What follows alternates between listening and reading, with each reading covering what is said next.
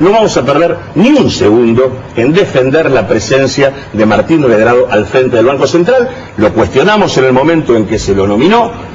Efectivamente tenía una causa que se limpió irregularmente de la mano del juez Caricoba Corral por asignar $46.000 mensuales en 3 años al frente de la Comisión Nacional de Valores de gastos reservados.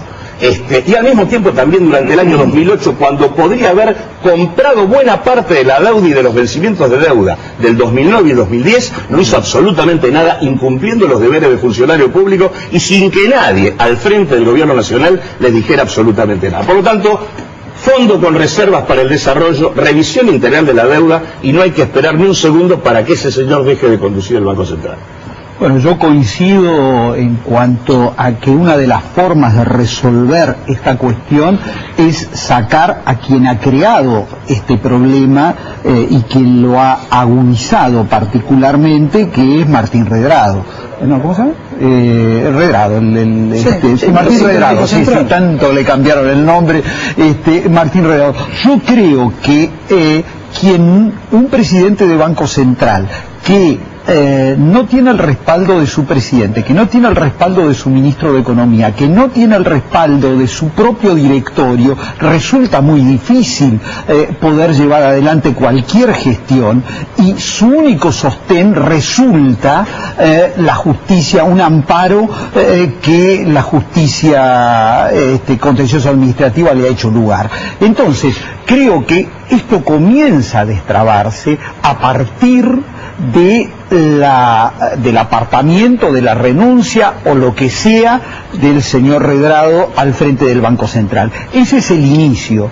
Después, creo yo que debemos entablar en el marco del Congreso de la Nación un diálogo entre las distintas fuerzas políticas. Ya hoy se produjo uno de ellos, que es el único marco posible, en el seno de la Comisión de Contralor, la de seguimiento, y yo creo que esta comunicación que hace la Presidente al Congreso de la Nación, esa posibilidad de participación y esa posibilidad de diálogo, en ese marco es mucho más fácil encontrar una solución. Pero, senador Morales, no pasó nada en la comisión. Hubo mucho enfrentamiento y no se resolvió nada definitivamente. No, en la comisión sí, hay 2 dictámenes, sí, de 8 firmas cada uno. Claro, pero hay empate. Ninguno ha tenido mayoría, pero hay un dictamen ratificando el decreto de remoción de Martín Redrado y otro que rechaza la remoción firmada por decreto porque no se ha hecho la consulta al Congreso como establece la ley. Digo, primero ubicarnos en este momento histórico. Nosotros no estamos en la etapa de crecimiento que se dio desde el 2004 al 2007. Hubo una etapa de crecimiento en el mundo y también viento de cola en el país y crecimiento en el país, en donde un shock de demanda fue acompañado por la oferta porque se recuperó la capacidad ociosa, todas las industrias, los establecimientos industriales parados se reactivaron. Así es. Entonces, estamos frente a la posibilidad de que pueda haber crecimiento, pero ya con la capacidad full. Entonces lo que necesitamos es un proceso de inversión, claro, para que la oferta acompañe la demanda y para que no haya inflación. Para eso el mundo nos tiene que creer, porque puede haber un proceso de inversión interna, pero también externa. Y el mundo no nos cree, y entonces como el mundo no nos cree porque mentimos con los datos de la inflación, porque mentimos con los datos del producto, tampoco nos quieren prestar plata.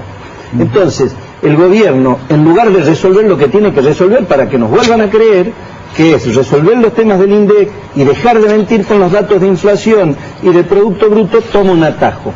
Toma el atajo de tocar las reservas, de meter mano en las reservas para cumplir con compromisos. Innecesariamente.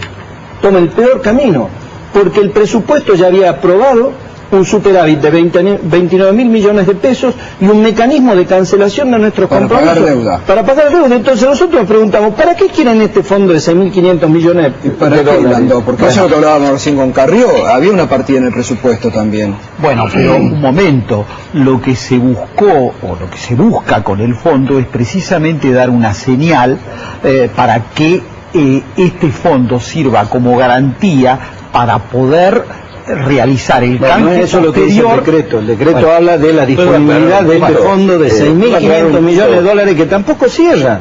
Es decir, que el presupuesto de estos 6.500 de estos 6.500 millones de dólares, superávit. De estos El presupuesto dice, para cerrar las cuentas, y está escrito por las propias autoridades económicas, que disponen de un bono GAP de 58.000 millones de pesos. Bono GAP quiere decir plata que se va a conseguir no se sabe de dónde. Por lo tanto, las cuentas del presupuesto 2010 no están cerradas. Hay 60.000 millones de pesos para conseguir, y como la perspectiva de conseguirlos a tasas mínimamente razonables están lejos, es allí donde aparece la discusión sobre el uso de las reservas. Es para financiar la política de endeudamiento del gobierno. No tiene nada que ver con liberar recursos públicos que no existen, porque lo que están cerrando es la caja que no les cierra. Entonces, este es el punto que hay que ubicar. Y me relevan prácticamente de señalamiento la coincidencia entre Gerardo Morales y Landó respecto a que lo que va a resolver el problema y el futuro de los argentinos es la confianza de los inversores extranjeros y locales si la Argentina cumple regularmente la deuda. Este discurso, que es el discurso más fuertemente articulado con la política neoliberal en la Argentina, es el que ellos están expresando a pesar de que están confrontados. No, a ver, bueno, está bien, que diga lo que quiera, pero... No digo lo que quiera, digo lo que pienso. Pero digo, está bien, lo que pienso. Que plantee lo que quiera en punto a eventuales conexiones que pueda haber con el gobierno. Digo, vuelvan a por empezamos, sí, porque nos fuimos de eje. Digo, el presupuesto tenía un plan y una previsión para cancelar la deuda.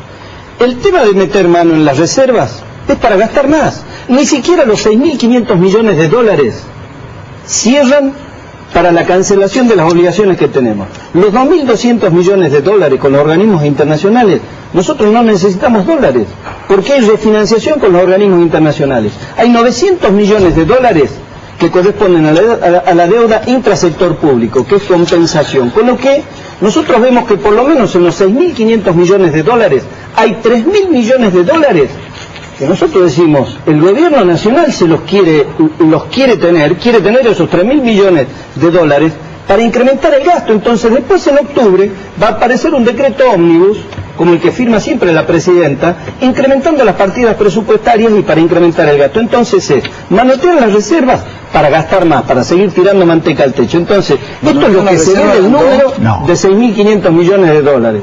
Pero no tenemos una coincidencia ni siquiera en reafirmar ningún tipo de política neoliberal. Por el contrario, esta definición de utilizar las reservas, el concepto de la reserva de libre disponibilidad, es un viejo resabio de la ley de convertibilidad, porque decir que de las 48.000 millones de dólares de reservas que tenemos, menos la cantidad de reservas que sirven para sostener la base monetaria, que está en 32.200 millones, es al tipo de cambio de 3,85. Claro. Si se devalúa la moneda y si el dólar se va a 6 pesos, entonces en lugar de 32.000 millones de dólares necesitaríamos 20.000 millones. Entonces las reservas de libre disponibilidad serían mayores. Y si es que hay una revaluación de la moneda, si en lugar de por cada dólar pagar 3,85, debiéramos pagar 2 pesos con 50, ni siquiera 50.000 millones de dólares de reserva alcanzarían. Entonces, el tema de las reservas de libre disponibilidad, que es la caja de Pandora abierta para que se gaste en cualquier cosa, no existen. Porque eso es consolidar la política de tipo de cambio y es congelar el tipo de cambio en 3,85. Entonces cuidado con este tema. Entonces el gobierno, que es muy progre en el discurso, lo que hace es traer un viejo resabio de la ley de convertibilidad de la década del 90, del neoliberalismo de la década del 90, ¿no es cierto?, para utilizar reservas excedentes que no son ni líquidas ni realizadas para gastar en cualquier cosa. Entonces me parece que esto nosotros no lo podemos permitir. No vamos a permitir que toquen un peso de reserva en la medida en que no haya un debate en el Congreso para buscar otras vías de cancelación de los compromisos del Estado que son factibles, que están previstas en el presupuesto, mecanismos que han sido planteados por distintos economistas sin llegar a tocar las reservas, que es lo que estamos planteando. Bueno, yo me pregunto una cosa. ¿Queremos resolver el problema del default? ¿Queremos resolver el problema del crédito externo de la Argentina? ¿Queremos que baje la tasa que paga la Argentina en su endeudamiento? ¿Queremos que baje la tasa soberana? ¿Queremos que baje la tasa